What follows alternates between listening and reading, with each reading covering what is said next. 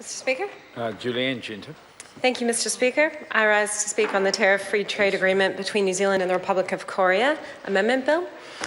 This bill amends New Zealand's law to ensure implementation of the free trade agreement that's been negotiated between New Zealand and the Republic of Korea. And I guess it does two things, which I haven't heard many of the speakers refer to. It enacts the preferential traffic rates as per the FTA, and it establishes transitional safeguard measures to be applied on imports. So it's very specific. It's not actually voting on the agreement itself. Parliament, unfortunately, doesn't have the opportunity to vote on that. We only had limited ability to scrutinize the agreement once it had already been negotiated, as is the case with most of our trade agreements. So the Green Party has to use this particular bill to raise concerns that are more general about this particular free trade agreement. I have to respond to the previous speaker, David Bennett, who accused the Green Party of being completely against free trade and saying that we wouldn't vote for a trade agreement even if my colleague Dr. Kennedy Graham had authored the agreement himself. I have to say there's a lot of heavy rhetoric coming from the government benches about this agreement and about free trade in general, and a lot of rhetoric as well about the position of the Green Party. So I'll just as is often the case, our actual position is far more nuanced, and the benefits and disbenefits of trade agreements are far more complicated than the government members would ever admit or perhaps understand. So the Green Party is absolutely for trade. We are a trading nation, and if anything, we would like to increase the number of exports, the value of our exports in the world. And unfortunately, the current government's policy isn't supporting growth in exports, although they had very ambitious targets to grow exports to something like 40% of GDP. It's actually declined since they came into power, and they've revised their targets downwards so that they could be closer to meeting them. But we do have real concerns with many of the FTAs that have been negotiated by this government and previous governments, and including this one.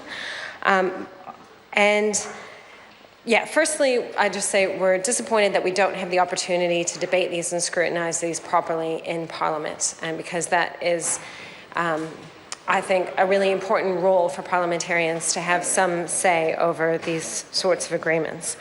Our biggest concern, of course, with this particular agreement, although I acknowledge that there could potentially be benefits for certain exporters here in New Zealand, and we welcome those benefits. The text also includes investor-state dispute resolution mechanisms, and so the problem with those processes is that it actually starts to give more weight to the interests of foreign investors than to the people of New Zealand.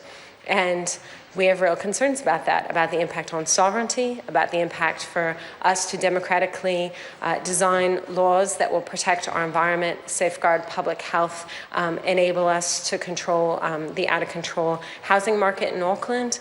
The reality is that those are not necessary to reduce the barriers of trade. The investor-state dispute mechanisms have nothing to do with reducing barriers to trade. They have everything to do with protecting big multinational corporates from being regulated by other governments. And that is a huge problem for democracy. It's a huge problem for all of us in the world. The people of Korea, the people of the United States, the people of New Zealand who would like to see real action on environmental degradation, who would like to see real action on climate change, and who would like to protect public health from companies like tobacco companies who benefit, of course, and profit from selling misery to people.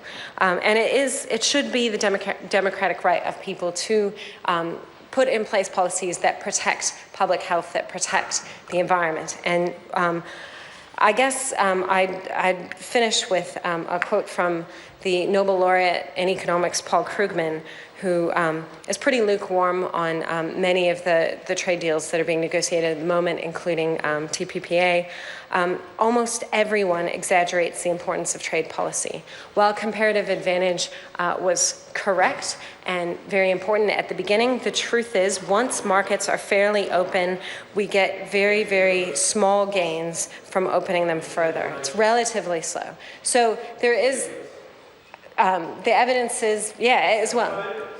the evidence is that there aren't the benefits usually that are used to sell these agreements in the first place. We just can look across the ditch to Australia, where a review of bilateral and multilateral trade agreements found that overall the cost to the Australian economy slightly outweighed the benefits. So there are exaggeration. The benefits of these agreements are being exaggerated. There are huge threats to our ability to regulate in the future. And it's for that reason the Green Party won't be supporting this bill at first reading. Pini Henare. Tēnā koe, Mr. Speaker. Thank